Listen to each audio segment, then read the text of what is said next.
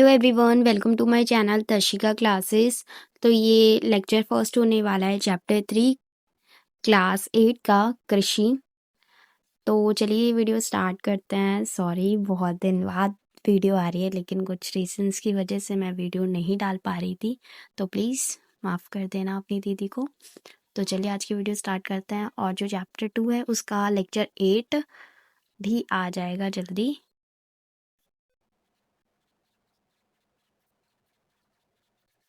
तो ये चैप्टर 3 है कृषि। गुरप्रीत, मधु और टीना एक गांव से गुजर रहे थे। वहां उन लोगों ने एक किसान को खेत की जुताई करते हुए देखा। ठीक है, किसान ने उन लोगों से कहा कि वे गेहूं की बुआई करने जा रहे हैं और मृदा को अधिक उपजाऊ बनाने के लिए अभी खाद डाला है।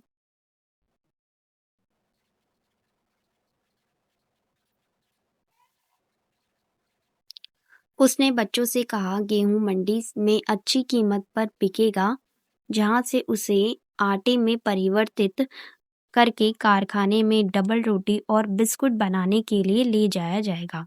परिवर्तित यानी चेंज करके। ठीक है, डबल रोटी का मतलब क्या होता है? ब्रेड और बिस्कुट्स, तो आपको पता ही है। ठीक है,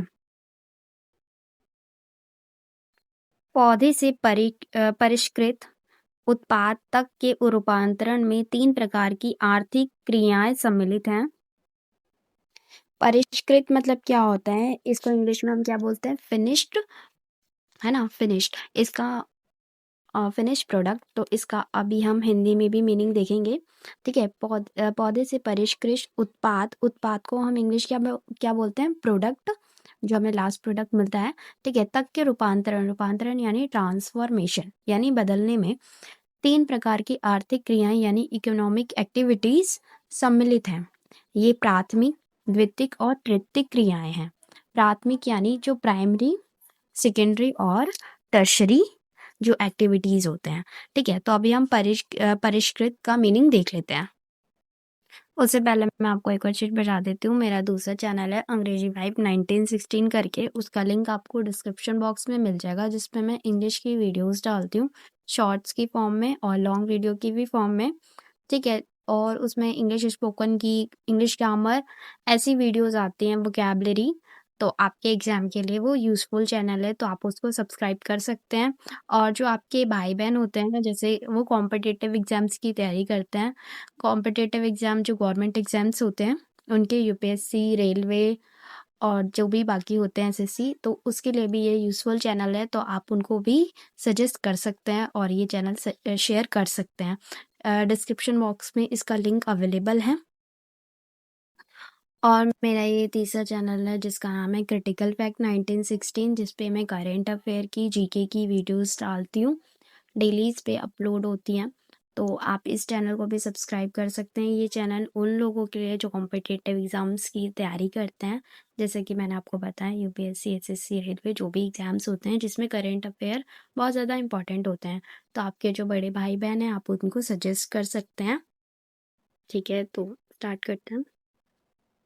दोनों का ही लिंक आपको डिस्क्रिप्शन बॉक्स में मिल जाएगा, तो प्लीज़ चैनल को सब्सक्राइब कर देना और इस वीडियो को शेयर कर देना, ताकि और लोगों तक भी ये वीडियो पहुंच जाए। ठीक है, परिष्कृत का मतलब हम देख रहे थे, तो वो देख लेते हैं। परिष्कृत का मतलब क्या होता है? साफ, शुद्ध। ठीक है, साफ और शुद्ध, इसका मतलब आप देख सकते हैं। ठीक है, इसका उपयोग ऐसे लोगों या चीजों के लिए किया जाता है जिनका सुसंस्कृत, सभ्य और उच्च कोटि का माना जाता है। इसका वर्ड का मीनिंग आप क्या याद रखेंगे? साफ या फिर शुद्ध किया हुआ। ठीक है,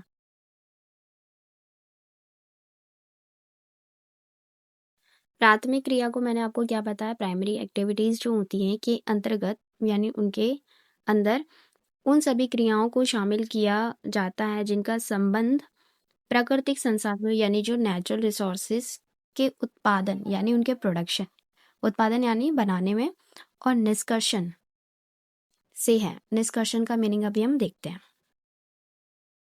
निष्कर्षण का मतलब क्या होता है? बाहर निकालना, दूर करना और एक्सट्रैक्शन। ठीक है,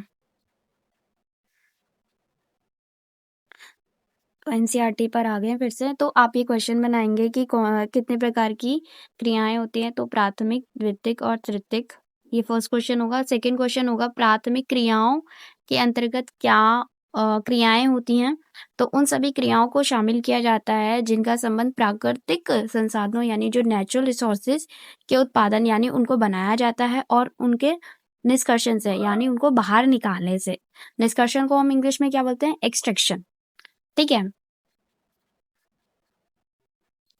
तो इसके एग्जाम्पल क्या है? आप एग्जाम्पल भी लिख सकते हैं यहाँ पे। कृषि यानी एग्रीकल्चर, एग्रीकल्चर को बहुत अच्छे से हम समझने वाले हैं इस चैप्टर में। मत्स्यन यानी मछली, फिशिंग, और संग्रहण यानी गैदरिंग, इकट्ठा करना, इनके अच्छे उदाहरण हैं। अब आप सेकंड क्वेश्चन बनाएंगे, सॉरी थर्ड क्वेश्चन। तो थर्ड क्वेश्चन मैंने आपको क्या बोला कि द्वितीय क्रियाएं में कौन सी क्रियाएं शामिल होती हैं? तो इन संसाधनों के प्रसंस्करण, इसका मीनिंग हम देखेंगे, से संबंधित है। ठीक है, जैसे कि इस्पात विनिर्माण, इसका मतलब भी हम देखेंगे।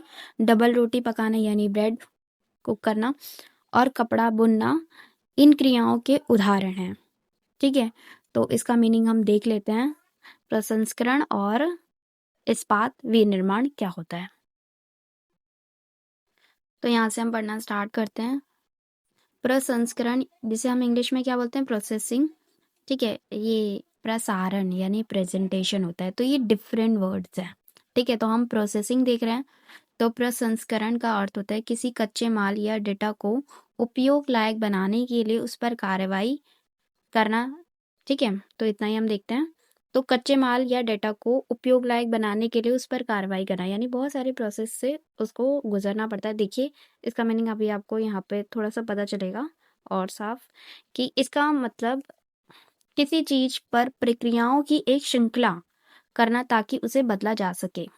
ठीक है, जैसे कि हम एग्जाम्पल देखते हैं। खाद्य प्रसंस्करण यानी कच्चे आम से जैम या अचार बनाना। तो जैसे कच्चे आम से आप जब जैम या फिर अचार बनाएंगे तो बहुत सारी प्रक्रियाएं होंगी, उनसे गुजरना पड़ेगा। तो इसलिए इसको हम क्या बोलेंगे? इस प्रोसेस को हम प्रसंस्करण बोलेंगे। ठीक है, आप समझ गए होंगे। हमने दूसरा वर्ड क्या देखा था? इस्पात विनिर्माण। इस्पात विनिर्माण लोह अस्क और या स्क्रैप से बड़े पैमाने पर इस्पात बनाने की प्रक्रिया होती है। ठीक है, इस प्रक्रिया में कई चरण शामिल होते हैं, जिसमें कच्चे लोहे की अशुद्धियों को दूर करना, यानी जो भी उसके अंदर इम्प्योरिटीज होती हैं, ठीक है, उसको दूर करना, कार्बन और अन्य धातुओं को मिलाकर वांछित प्रकार का इस्पात बनाना। वांछित यानी जो हम चीज चाहते हैं। ठीक है, जो डिजायर चाहते हैं हम, ठीक है, उसका इस्पात बनाना, और फिर अंतिम उत्पाद को आकार देना और फिनिश करना शामिल है। ठीक है, तो हमने ये द्वितीय क्रियाएं क्या होती है वो भी अच्छे से समझ लिया। प्राथमिक क्रियाएं क्या होती है वो भी अच्छे से समझ लिया।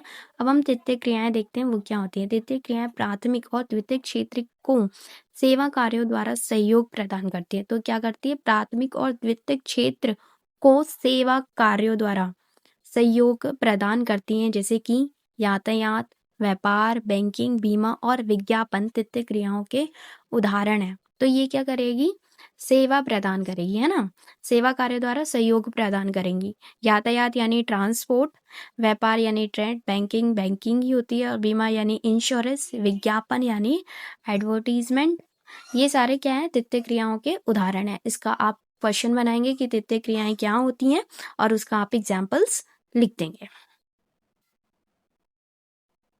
देखो, यहाँ पे एग्रीकल्चर शब्द की उत्पत्ति लैटिन शब्दों से अगर या एग्री, जिसका अर्थ क्या है? मृदा। एग्री का अर्थ क्या है? मृदा। और कल्चर का अर्थ क्या है? जिसका अर्थ कृषि करने से ही से हुई है। ठीक है,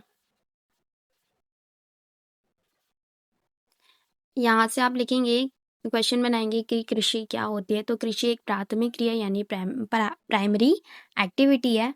फसलों, फलों, सब्जियों, फूलों को उगाना और पशुधन पालन इसमें शामिल है। पशुधन क्या होते हैं? लाइव स्टॉक इंग्लिश में हम बोलते हैं। तो इसका हम मीनिंग समझ लेंगे। तो आप समझ चुके हैं कि कृषि क्या होती है? एक प्राथमिक क्रिया है।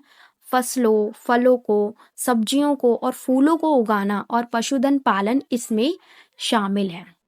ठीक है, यह यहाँ तक आप लिखेंगे इसका आंसर, ठीक है। पशुधन उन पालतू जानवरों को कहते हैं जिन्हें कृषि में लाभ के लिए पाला जाता है, यानी उसके बेनिफिट के लिए पाला जाता है कृषि के लिए, ठीक है। इसमें मुख्य रूप से मवेशी, भेड़, बकरी, सूअर, घोड़े और मुर्गियां शामिल हैं। इन जानवरों का उपयोग मांस के लिए, दूध के लिए, अंडे, ऊन और चमड़े के लिए किया जाता है। ये सारी चीजें इनसे प्राप्त की जाती हैं, है ना। विश्व में 50% लोग कृषि से संबंधित क्रियाओं में संलग्न है, यानी लगे हुए हैं, इंगेज्ड है, इंग्लिश में बोलते हैं, ठीक है। भारत की 2/3 जनसंख्या अब तक कृषि पर निर्भर है, यानी डिपेंड करती है, डिपेंडेंट है उसी पर, ठीक है। अब एक वर्ड आ गया है जिससे हम बहुत ज्यादा फेमिलियर हैं, अनुकूल स्थलाकृति। अनुकूल यानी उसके अनुसार, ठीक है। तो स्थलाकृति का मीनिंग हम देख लेंगे, है ना। स्थलाकृति का आपको बहुत बार मीनिंग बताया गया है, तो फिर भी देख लेंगे। मृदा और जलवायु कृषि क्रियाकलाप के लिए अनिवार्य होती है। मतलब कृषि करनी होगी तो उसके लिए हमें अनुकूल स्थलाकृति, यानी उसके अनुसार, जैसे बोलते हैं ना कि सर्दियों में ये हमें मिलता है, ये सब्जियां मिलती हैं, और गर्मियों में ये सब्जियां मिलती हैं, है ना। तो यानी गर्मियों के जो, जैसे मैं आपको एग्जाम्पल से बताती हूँ कि जैसे कि पी होती है, मस्टर्ड होती है, वो विंटर सीजन में ही उगती है ना। तो ऐसा क्यों होता है, क्योंकि जो मतलब पी और मस्टर्ड के लिए उसी प्रकार का एटमॉस्फेयर चाहिए होता है ना।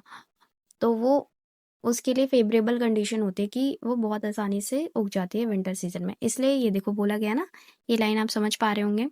अनुकूल स्थलाकृति, मृदा और जलवायु कृषि क्रियाकलाप के लिए अनिवार्य है, ठीक है, उसके अनुसार जलवायु, ठीक है।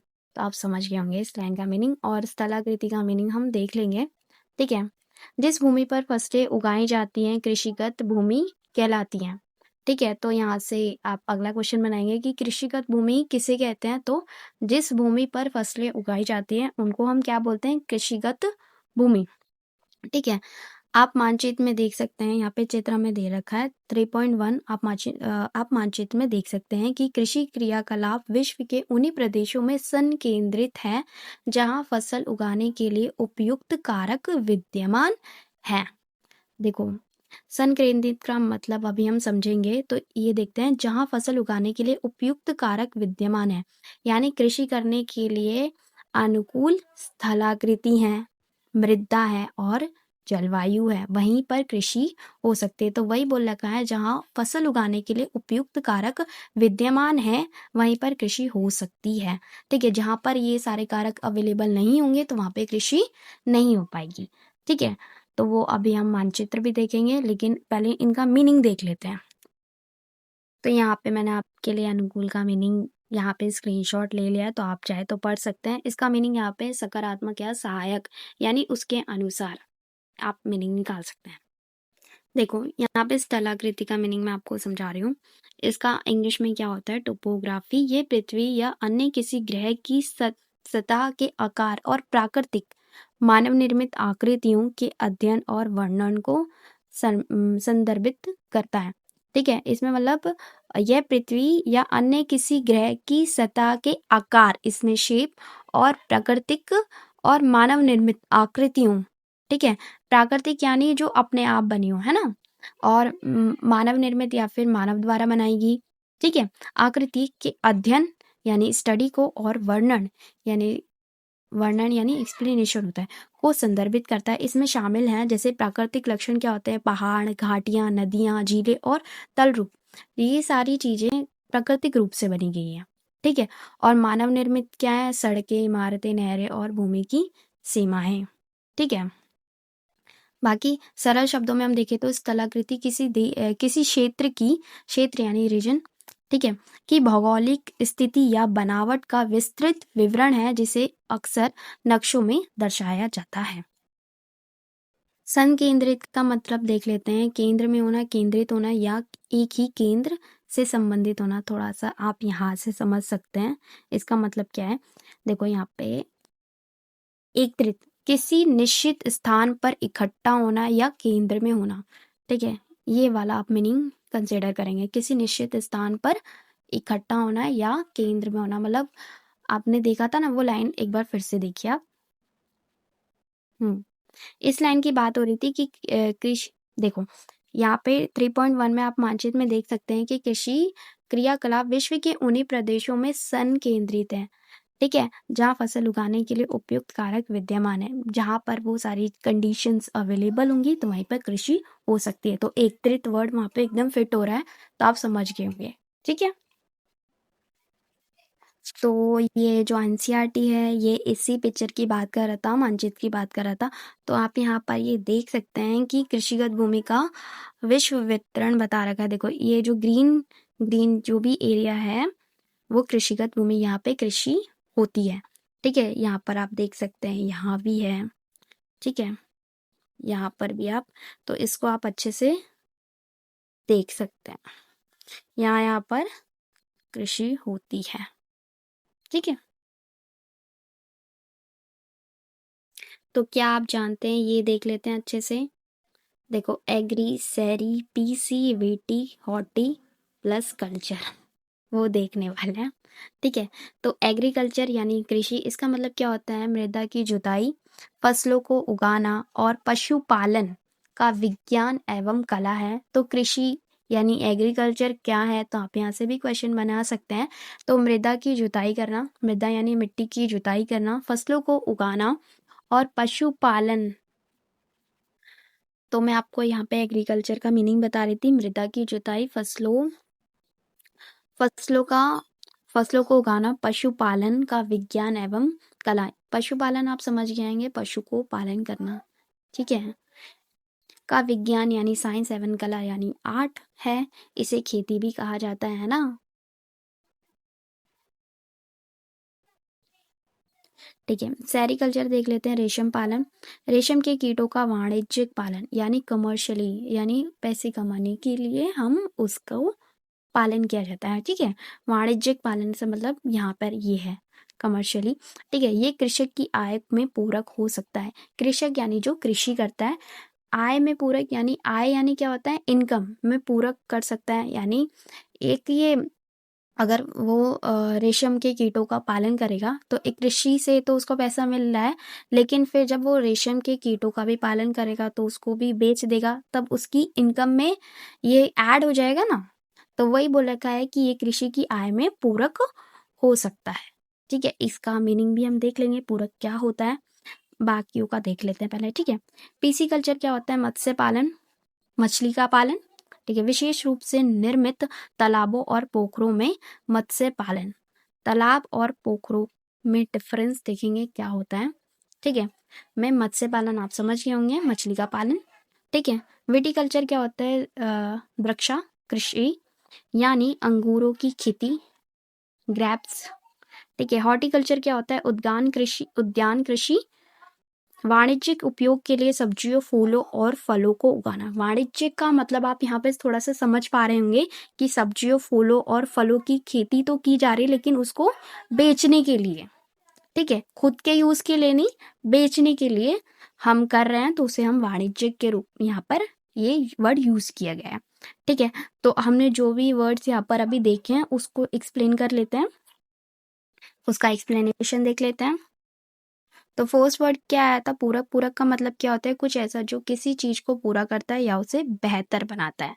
जैसे वहां पर वो कृषक के लिए वर्ड यूज किया था ना, मतलब उसको कृषि से तो पैसा मिलेगा ही, लेकिन जब वो रेशम की खेती भी करेगा और फिर उसे बेचेगा तो वो उसकी इनकम में ऐड होगा। आप समझ गए होंगे।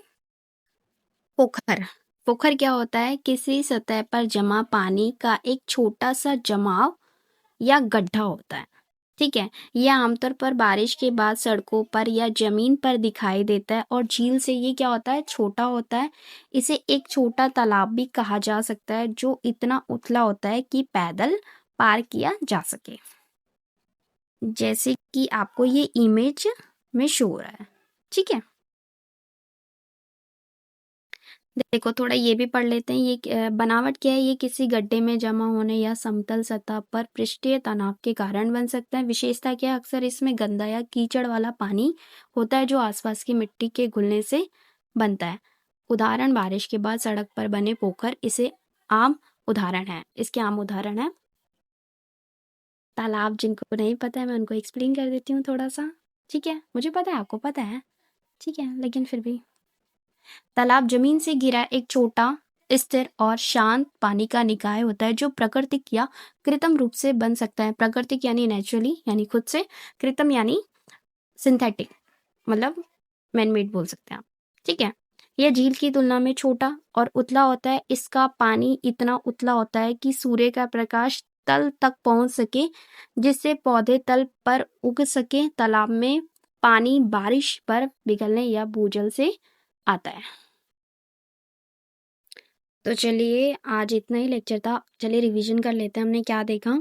तो ये कृषि चैप्टर है जिसमें ये पहले कहानी बताई गई, फिर हमें बताया गया कि पौधे से परिष्कृत आप परिष्कृत का मतलब क्या होता है, शुद्ध, ठीक है, साफ किया हुआ उत्पाद तक के रूपांतरण यानी चेंज में 3 प्रकार की क्रियाएं होती हैं, आर्थिक क्रिया होती है। कौन कौन सी क्रियाएं होती है, प्राथमिक, द्वितीयक और तृतीयक। इसका क्वेश्चन भी बनाया हमने। प्राथमिक क्रियाएं क्या होती हैं वो देख लेते हैं हम। प्राथमिक क्रियाएं जिनका संबंध प्राकृतिक संसाधनों के उत्पादन और निष्कर्षण से है, ठीक है। उत्पादन यानी प्रोडक्शन और निष्कर्षण यानी एक्सट्रैक्शन, ठीक है। और इसका हमने एग्जाम्पल देखा, कृषि, मत्स्यन और संग्रहण। मत्स्यन आप समझ गए, मछली से रिलेटेड, और संग्रहण इकट्ठा करना, ठीक है। द्वितीय क्रियाएं क्या होती हैं, ये क्वेश्चन बनाया हमने। इसमें हमने क्या आंसर लगा कि इन संसाधनों के प्रसंस्करण से संबंधित है। प्रसंस्करण का वर्ड का मीनिंग लिख लेना, ठीक है, क्योंकि ये वर्ड बाद में भी रिपीट हो सकता है, फिर आपको प्रॉब्लम होगी कि इसका मतलब क्या होता है, ठीक है। और जिन वर्ड्स का मैं मतलब बताती हूँ उनको लिख लिया करो, कॉपी पेन लेके बैठे हो ना आप, ठीक है। क्योंकि आपने देखा ना ज्योग्राफी में कितने ज्यादा रिपीट होते हैं वर्ड, एक चैप्टर में ही इतने रिपीट हो जाते हैं। जैसे आपने स्थलाकृति देखा उस चैप्टर में, चैप्टर 2 में कितना ज्यादा रिपीट हुआ था, और इसमें भी रिपीट हुआ है, तो लिख लेना, ठीक है। प्रसंस्करण से संबंधित है इस्पात विनिर्माण, इसका एग्जाम्पल डबल रोटी पकाना और कपड़ा बुनना, इन क्रियाओं के उदाहरण है। तृतीय क्रिया का हमने क्या देखा, तृतीय क्रियाएं क्या होती हैं, क्वेश्चन बनाया हमने। प्राथमिक और द्वितीयक क्षेत्र को सेवा कार्यों द्वारा सहयोग प्रदान करती है। इसके एग्जाम्पल हमने क्या लिखे, यातायात, व्यापार, बैंकिंग, बीमा और विज्ञापन तृतीय क्रियाओं के उदाहरण है, ठीक है। फिर हमने कृषि की डेफिनेशन देखी, ठीक है। कृषि क्या होती है, प्राथमिक क्रिया होती हैं, फसलों, फलों, सब्जियों, फूलों को उगाना, पशुधन पालन इसमें शामिल होते हैं। फिर हमने ये थोड़ा डाटा देखा, और फिर हमने क्या देखा, अनुकूल स्थलाकृति, मृदा और जलवायु कृषि क्रियाकलाप के लिए अनिवार्य है। अनिवार्य यानी जरूरी है, ठीक है। और जिस पे फसल उगाई जाती है उसे कृषिकृत भूमि कहा जाता है। इसका भी हमने क्वेश्चन बनाया था, और ये हम मानचित्र में अच्छे से देख चुके हैं, ठीक है। इस वाली लाइन को भी हमने अच्छे से एक्सप्लेन कर लिया है कि कृषि क्रियाकलाप विश्व के उन्हीं प्रदेशों में संकेंद्रित होते हैं जहां फसल उगाने के लिए उपयुक्त कारक विद्यमान होते हैं। तो कारक फैक्टर कौन कौन से बात हो रही है, अनुकूल स्थलाकृति, मृदा और जलवायु विद्यमान जो एग्जिट करते हैं यानी जो प्रेजेंट है, ठीक है। उस क्षेत्र में जहां पर ये कारक प्रेजेंट होते हैं वहीं पे कृषि की जाती है, ठीक है। यहाँ पे एग्रीकल्चर का मीनिंग भी हमने बहुत अच्छे से समझ लिया है। ये मैप भी हमने देख लिया, और ये अच्छे से लिखना आप, ठीक है। यहाँ पे सारे ही कल्चर को बहुत अच्छे से एक्सप्लेन किया गया है, ठीक है। तो इसका भी हम एक बार रिवीजन कर लेते हैं। देखो एग्रीकल्चर का मतलब क्या होता है, मृदा की जुताई, फसलों को उगाना, पशुपालन का विज्ञान और कला है, इसे हम क्या कहते हैं, खेती कहते हैं। सेरिकल्चर में क्या होता है, रेशम के कीटों का वाणिज्यिक पालन किया जाता है, कि कृषि की आय में पूरक हो सकता है। पिसिकल्चर मत्स्य पालन, विशेष रूप से निर्मित तालाबों और पोखरों में मत्स्य पालन, ठीक है। विटिकल्चर यानी दशा कृषि, अंगूरों की खेती। और हॉर्टिकल्चर किसे कहते हैं, उद्यान कृषि, वाणिज्यिक उपयोग के लिए सब्जियों, फूलों और फलों को उगाना। इतना ही हमने पढ़ा था, रिवाइज कर लिया है। अगले लेक्चर में हम यानी लेक्चर 2 में हम क्या देखने वाले हैं वो चीज़ें देख लेते हैं। उससे पहले मैं आपको एक चीज़ रिक्वेस्ट करना चाहती हूँ कि प्लीज़ मेरा लेक्चर आपको पसंद आए तो प्लीज़ इस लेक्चर को लाइक करना, इस वीडियो को लाइक करना और कमेंट्स में मुझे प्लीज़ बताना कि मेरे को जो मेरा एक्सप्लेनेशन आपको कैसा लग रहा है, क्योंकि आपका एक कमेंट मेरे लिए मोटिवेशन का काम करता है एकदम। तो प्लीज़ कमेंट्स ज़रूर करना और इस वीडियो को शेयर करना तो बिल्कुल मत भूलना। अभी वीडियो ख़त्म नहीं हुई है, ठीक है? तो मैं बता दे रही हूँ आपको अगला काम क्या करना है, ठीक है? पहले तो चैप्टर 2 का रिवीजन कर लेना। दूसरा काम आपको ये करना है कि लेक्चर 8 आ जाएगा, ठीक है? कृषि तंत्र हम पढ़ने वाले हैं, तो प्लीज़ इसकी प्री रीडिंग लगा के आना, क्योंकि प्री रीडिंग लगा के आओगे तो आपको कॉन्सेप्ट एकदम क्लियर होगा। समझ आए ना आए वो अलग बात है, लेकिन प्री रीडिंग लगा के आएंगे आप, ठीक है? तो मैं यही टॉपिक पढ़ाने वाली हूँ, कृषि तंत्र। तो ये अच्छे से आप पढ़ लेना। कृषि के प्रकार भी हम देख लेंगे, ठीक है? कृषि के प्रकार तक आप पढ़ के आएंगे, ठीक है? इतना तक आप पढ़ के आना, फिर हम आपको अगले लेक्चर में बताएंगे, ठीक है? और मैंने दोनों चैनल का लिंक आपको दे दिया है डिस्क्रिप्शन में, तो प्लीज़ उन चैनल को शेयर भी कर देना और अपने भाई बहनों के साथ शेयर कर देना। और डिस्क्रिप्शन बॉक्स में लिंक अवेलेबल है, तो उसको भी देख लेना। Thank you. कमेंट करना मत भूलना।